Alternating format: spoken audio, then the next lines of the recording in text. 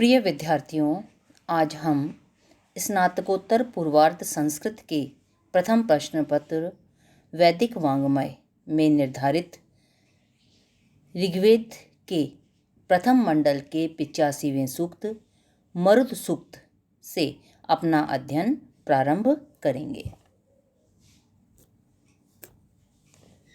मरुत सूक्त की संख्या है ऋग्वेद का प्रथम मंडल का 85वां सूक्त। इसके देवता हैं मरुदगण, ऋषि गौतम हैं। कुल 12 मंत्र हैं, जिनमें 1 से 11 मंत्रों में जगती छंद का प्रयोग किया गया है। जगती छंद में 4 चरण होते हैं। प्रत्येक चरण में 12 वर्ण अर्थात कुल 48 वर्ण जगती छंद में पाए जाते हैं। 12वें मंत्र में त्रिष्टुप छंद का प्रयोग किया गया है। त्रिष्टुप छंद का लक्षण आप पढ़ चुके हैं। इसके 4 चरण होते हैं। प्रत्येक चरण में 11 वर्ण अर्थात कुल 44 वर्ण त्रिष्टुप छंद में पाए जाते हैं।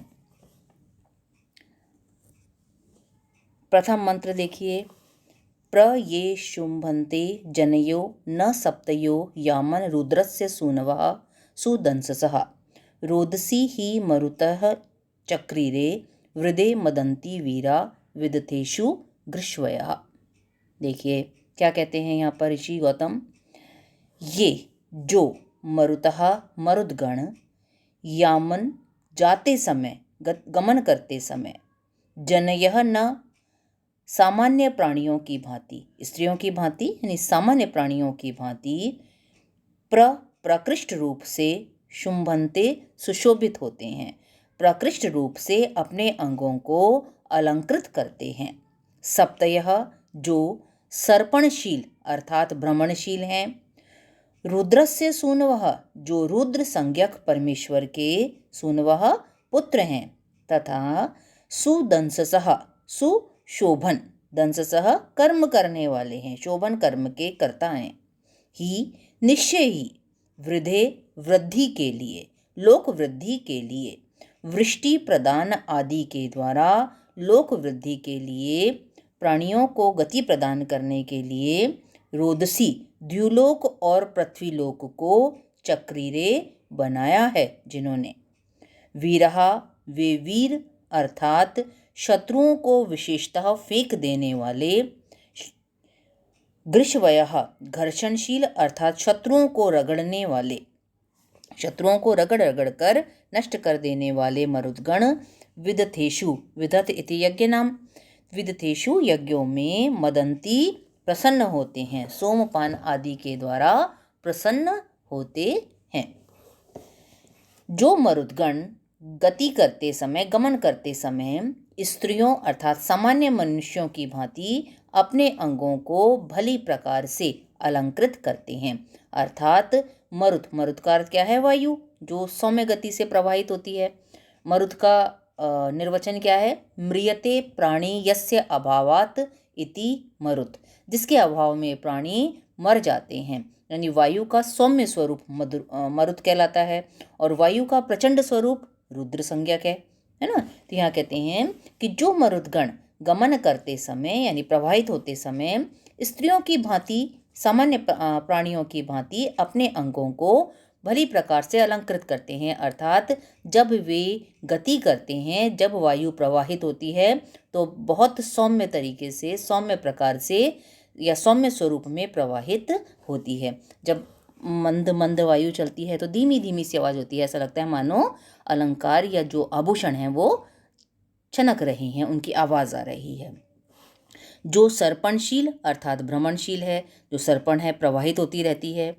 जो रुद्र संज्ञक परमेश्वर के पुत्र हैं अर्थात रुद्र किसे माना गया है? मरुत का पिता माना गया है, मरुत देवताओं का। निश्चय ही जिन्होंने वृद्धे लोक वृद्धि के लिए, लोक वृद्धि के लिए यानी प्राणियों को जीवन प्रदान करने के लिए, प्राणियों की वंश को आगे बढ़ाने के लिए, प्राणियों जीव जंतुओं आदि को जीवन प्रदान करने के लिए किस रूप में? जब वायु धीमी गति से प्रवाहित होती है, वर्षा आदि को लेकर आती है और वर्षा आदि के द्वारा अन्न आदि की उत्पत्ति में सहायक बनकर मानव प्राणियों को वृद्धि प्रदान करती है, उनको जीवन प्रदान करती है। द्युलोक और पृथ्वीलोक को बनाया है, जिन्होंने वृष्टि प्रदान आदि के द्वारा लोक वृद्धि के लिए द्युलोक और पृथ्वीलोक को बनाया है। अर्थात वायु का स्थान अंतरिक्ष लोक में तो है ही, आपको पहले वाले सूक्त में भी बताया था मैंने आपको कि निरुक्त में 3 स्थान माने गए हैं। पृथ्वी स्थान जिसके मुख्य देवता हैं अग्नि, फिर उसके ऊपर आता है आपका अंतरिक्ष स्थान जिसके मुख्य देवता हैं वायु और इंद्र, और सबसे ऊपर आता है द्यु स्थान जिसके देवता हैं मुख्य रूप से आपके वरुण, आदित्य आदि। तो अंतरिक्ष लोक तो इसका स्थान है ही, वहाँ पर तो यह वायु प्रवाहित होती ही है, मरुत अपना सर्पणशील रहते हैं ही। उसके अतिरिक्त द्युलोक और पृथ्वीलोक पर निवास करने वाले प्राणियों को भी जो वृष्टि प्रदान आदि के द्वारा जीवन प्रदान करते हैं, वे वीर अर्थात शत्रुओं को विशेष रूप से फेंक देने वाले, शत्रुओं का समूल नाश कर देने वाले, घर्षणशील, घर्षण के द्वारा शत्रुओं का नाश कर देने वाले मरुदगण यज्ञों में सोमपान आदि के द्वारा प्रसन्न होते हैं। जब यज्ञ कुंड में मरुत देवों को लक्ष्य करके सोम आदि की आहुति दी जाती है तो उसका सेवन करके ये प्रसन्नता का अनुभव करते हैं, अर्थात स्तुता की मनोकामनाओं को पूरा करने में सहायक बनते हैं।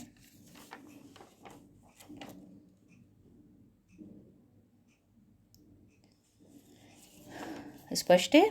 अब अगला देखिए, त उक्षितासः महिमानम आशत दिवि रुद्रासः अधिचक्रीरे सदः अर्चन्तः अर्कम जनयन्त इंद्रियम अधिश्रियः दधीरे पृश्नी मातरः। देखिए ऋषि गौतम कहते हैं यहाँ पर उक्षितासः, उक्षितासः उक्ष धातु है आपका अभिषेक करना, अभिषिक्त करना। तो देवताओं द्वारा अभिषिक्त होते हुए जिनकी अर्चना सामान्य मनुष्यों के द्वारा नहीं की जाती अपितु दिव्य व्यक्तित्वों के द्वारा भी जिनका अभिषेक किया जाता है, ते वे या उन मरुतों ने महिमानम महत्व को आशत प्राप्त किया, सेवन किया महिमा का। देवताओं द्वारा अभिषिक्त होते हुए उन मरुत देवों ने महत्व को प्राप्त किया, महत्वपूर्ण स्थान को प्राप्त किया। रुद्रासः रुद्र के पुत्र मरुतों ने दिवि द्युलोक में, दैदीप्यमान स्वरूप वाले द्युलोक में सदः सर्वोत्कृष्ट स्थान अधिचक्रीरे बना लिया है। यानी द्युलोक में भी, अंतरिक्ष लोक के तो हैं ये, लेकिन इन्होंने अपना स्थान कहाँ बना लिया है, जहाँ दिव्य व्यक्तित्व निवास करते हैं, ऐसे दैदीप्यमान द्युलोक में भी सर्वोत्कृष्ट स्थान बना लिया है। क्यों? क्योंकि चाहे मनुष्य हो चाहे दिव्य व्यक्तित्व, सभी को श्वास प्रश्वास के लिए मरुत की आवश्यकता तो है ही, तो सभी में इनका महत्वपूर्ण स्थान है। अर्कम अर्चनीय इंद्र की अर्चन्तः अर्चना करते हुए, वंदनीय इंद्र की पूजा करते हुए, तथा इंद्रियम इंद्र के चिन्ह स्वरूप पराक्रम को जनयन्तः उत्पन्न करते हुए, पृश्नी मातरः विविध रूपों वाली पृथ्वी के पुत्र मरुतों ने, विविध रूपा पृथ्वी के पुत्र मरुतों ने श्रीयः श्री को, ऐश्वर्य को, अधि दधीरे अधिकता से, दधीरे धारण किया है। तो यहाँ ऋषि गौतम क्या कहना चाहते हैं कि जो मरुत देवता हैं, मरुत संज्ञक जो देव हैं, जो रुद्र के पुत्र हैं, वे न केवल मनुष्यों के द्वारा अपितु दिव्य व्यक्तित्व अर्थात देवताओं के द्वारा अभिषेक किए जाते हैं। उनका स्वयं का स्थान तो अंतरिक्ष लोक है ही, वहाँ पर तो उनका आधिपत्य विद्यमान है ही। इसके अतिरिक्त पृथ्वी लोक पर और ऊपर द्युलोक पर भी इन्होंने अपना सर्वोत्कृष्ट स्थान बना लिया है, अर्थात अपने महत्व के कारण ये न केवल अंतरिक्ष में अपितु अंतरिक्ष लोक में अपितु पृथ्वी नीचे पृथ्वीलोक में भी और ऊपर द्युलोक में भी पूजे जाते हैं। इंद्र की अर्चना करते हैं ये, और इंद्र के स्वरूप जो चिन्ह स्वरूप, जो इंद्र का चिन्ह क्या है, पराक्रम, तो उस पराक्रम को धारण करते हुए विविध रूपों वाली पृथ्वी के पुत्र इन मरुतों ने ऐश्वर्य को भी अधिकता से धारण किया है। अर्थात ये कैसे हैं, जो आपके मरुत देवता हैं, ये तीनों लोकों में प्रमुख स्थान रखने वाले देवता माने गए हैं। स्पष्ट है। अब अगला देखिए क्या कहते हैं ये, गो मातरः यत् शुभयन्ते अंजीभि तनुषु शुभ्रः दधीरे विरुक्मतः बाधन्ते विश्वम अभिमातिनम अपवर्तमनि एषाम अनुरीयते घृतम। गो मातरः, गो रूपा पृथ्वी माता के पुत्र मरुत देवता। गो मातरः, गो रूपी माता वाले। देखिए पृथ्वी को गो कहा गया है, निरुक्त में निघंटु में पृथ्वी का एक नाम गो भी है। क्यों कहा गया है उसे? वहाँ स्पष्ट कहा गया है गौ इति पृथिव्या नामधेयम यद दूरंगता भवति यत च अस्याम भूतानि गच्छन्ति। तो गो रूपा पृथ्वी माता के पुत्र ये मरुदगण यत जब अंजीभी उज्ज्वल करने वाले आभूषणों से, स्वरूप को दिव्यता प्रदान करने वाले आभूषणों से शुभयन्ते अलंकृत होते हैं, अपने अंगों को अलंकृत करते हैं। तनुषु अपने शरीरों पर, शुभ्रा श्वेत विरुकमतः और विशेष रूप से चमकने वाले अलंकारों को दधीरे धारण करते हैं। विश्वम समस्त अभिमातिनम शत्रुओं को अपबाधन्ते बाधित कर देते हैं। तब एशाम इनके, इन मरुद देवताओं के वर्तमनी मार्गों का अनुसरण करके घृतम क्षरणशील जल भी रियते बरसता है, प्रवाहित होता है।